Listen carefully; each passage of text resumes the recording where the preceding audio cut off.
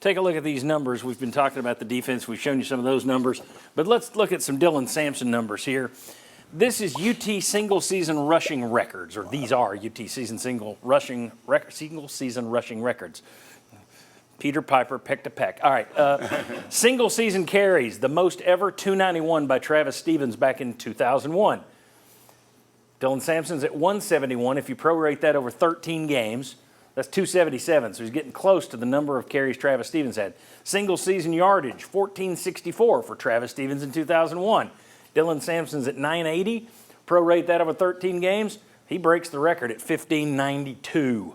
Single-season touchdown, he already broke that last night with some help from his friends on a rugby scrum. Heck of a run. He's got 19 already, owns the record. Single-season 100-yard games, the most in a season at UT. Jay Graham with 11 in 1995. Dylan Sampson's done it in 7 of their 8 games so far. He's still got a chance to break that as well.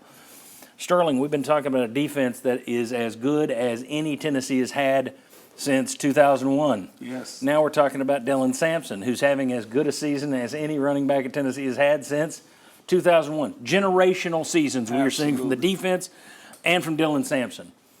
And now I'm going to make you pick one. We didn't put Chuck in this segment, so there's no Cavalerising. Can't Cavaleris. No, so who's having the more impressive season, Dylan Sampson or this defense? I'm saying Dylan Sampson. Now, only because I'm an offensive guy, but simply because he's doing something and sharing time at a position to where he's doing it basically by himself. Yep. He's getting hit in the backfield, still getting 2 and 3 extra yards. He's making people miss. He's outrunning people. I mean, last night, he got pushed into the end zone, but the amount of strength he had to show just to stay up with his teammates on his back. There's probably 2,000-pound of athletic man on him, getting him in the end zone. And he stayed up, and he walked to the end zone. I mean, I'm just saying, Dylan has done what it takes. He's waited his time. He's gotten stronger and faster in the offseason, and now it's showing. I'm just happy for that young man. That sounds like an album title, 2,000 pounds of athletic man. All right, Daniel Hood, who's having the better season? To me, it's obvious it's Dylan Sampson. You know, this is the first time this has happened since A.G. Hines was a young company at 7 years old. It's almost that long, right? Yeah. And, he just has a nose for the end zone, and it's not like he's not getting contacted. I mean, even last night, he's still going 6-8 yards after contact. I remember the Oklahoma game where he gets hit in the backfield by an All-American linebacker, still gets in for a touchdown. Yes. His will, his drive is impressive, and I was happy to see him get the game ball for his parents last night. The thing, Bob said it earlier, I said the same thing with him on radio before the season started. It's like we had seen him be more of a speed back. Really good, excellent back. I agreed with Bob, though. My fear was, can he take the pounding if you make him the everyday workhorse back? And not only has he taken over the Jalen Wright role, he put on weight, but he's taken over that role and he's done it well. He's carrying it more than Jalen Wright carried it. Yeah. He's being more of a workhorse back than I ever imagined. What Dylan Sampson is doing is fantastic. But we're giving short shrift here to a generational defense as well. Josh, are you going to make it a sweep for Dylan Sampson, or are you going to pull one back for the defense here? Better year. Yeah, so I want to clarify. I don't think this is easy, and I'll get to Dylan. Daniel. This is obvious. Tennessee might have the best defense in the country. If you're the best in the country, then you deserve some consideration. But I'm going to go with Dylan because the defensive effort is obviously collective, right? It's the depth of talent they have. It's the amount of players that are stepping up, making different plays at times. Dylan is stepping up in spite of his offensive teammates not doing their part a lot of the time. Opposing defenses know Dylan's getting the football. You know it, I know it, everybody knows it, and he continues to make plays. For 3.5 games worth, 14 quarters, he was the only Vol to score a touchdown. He scored a touchdown in 8 straight games for Tennessee this season. He has literally and figuratively carried the offense this season.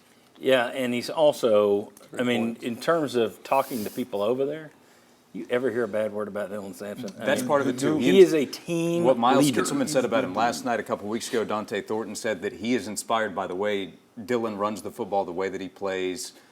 He's an emotional leader. That, I think, keeps his teammates' spirits up, even if they're not making the plays they need to. I think he also carries weight because of his performance. It allows him to be the guy. It means more coming out after the Arkansas game. If one person's going to say, yeah, we got a little lackadaisical this week in the open day, we got a little complacent, there's one guy that can deliver that message and not have guys, fire back. And it's a guy who's doing his part every single week, who's a good leader since the day he walked on campus, and that's Dylan Sampson. And I had the pleasure of meeting him when he was getting recruited. And he hadn't made a play yet, and he's the same guy. And the level of confidence and the ease of his aura is just infectious. And that's why I think we have such a good football team. And other things we haven't highlighted about Dylan is his blitz pickup. He's got some incredible. He stopped guys, stone guys that had straight unabated lines to his quarterback, and he's gave Nico those extra seconds to get that ball off. Go ahead. I was going to say just one thing in mention of the defense. One of the stats that someone pointed out to me last night is opposing quarterbacks in the SEC haven't been able to finish the game against this defense. Just like to me, to me, it just talks about how hard the defensive line's playing. The linebackers. Will Brooks has some of the best instincts I've seen of someone on the secondary. Yes. Gerard McCoy one-on-one is one of the best in the country right now. You've had 4 quarterback changes in SEC play alone. Now, Oklahoma made the decision to flip quarterbacks, but you made Jackson Arnold look pretty bad. So that led to that. But then they had to make a switch. Florida had to make a switch. Arkansas had to make a switch yesterday. So that defense is pretty fierce. If you're an opposing quarterback, watch out when you play these guys. I want to throw something out very quickly. This really isn't for comment. Just a stat. There was a lot of discussion last night on the broadcast, and then afterwards, it's like, why did they bench Sampson? They benched him after a fumble. Why did they bench him? Well, they really didn't. Take a look here. I went back through the previous SEC games. They kind of handled it the way they usually handle it with Dylan Sampson.